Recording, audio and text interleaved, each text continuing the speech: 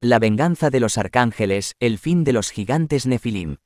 Hace milenios, en un mundo antiguo y olvidado, los gigantes Nefilim reinaban sobre la tierra. Estas criaturas colosales, mitad ángeles y mitad humanos, eran conocidas por su fuerza descomunal y su sed de poder. Pero su arrogancia y maldad no pasaron desapercibidas para los arcángeles, quienes decidieron tomar cartas en el asunto y poner fin a su reinado de terror. Los arcángeles, guardianes celestiales y guerreros divinos, se unieron para llevar a cabo la venganza contra los gigantes Nefilim. Con sus espadas de fuego y sus alas de luz, descendieron a la tierra dispuestos a enfrentarse a los colosos caídos. La batalla que se desató fue épica y cataclísmica.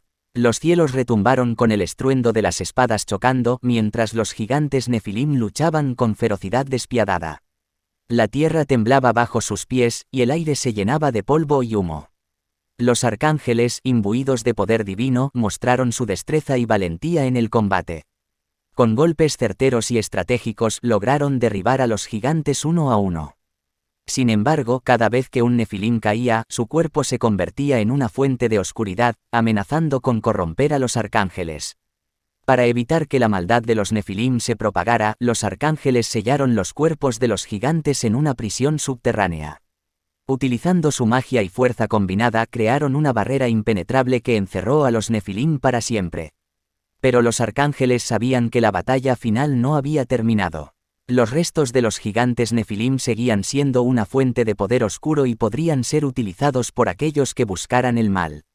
Por lo tanto, los arcángeles decidieron dividir sus espadas y colocar un fragmento en cada uno de los sellos de los gigantes, asegurando así que nunca pudieran ser liberados. Con la misión cumplida, los arcángeles ascendieron de vuelta a los cielos dejando atrás un mundo libre de la amenaza de los gigantes Nefilim.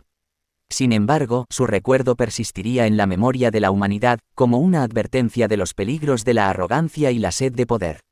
A lo largo de los siglos, los relatos de la venganza de los arcángeles y la caída de los gigantes Nefilim se convirtieron en leyendas y mitos.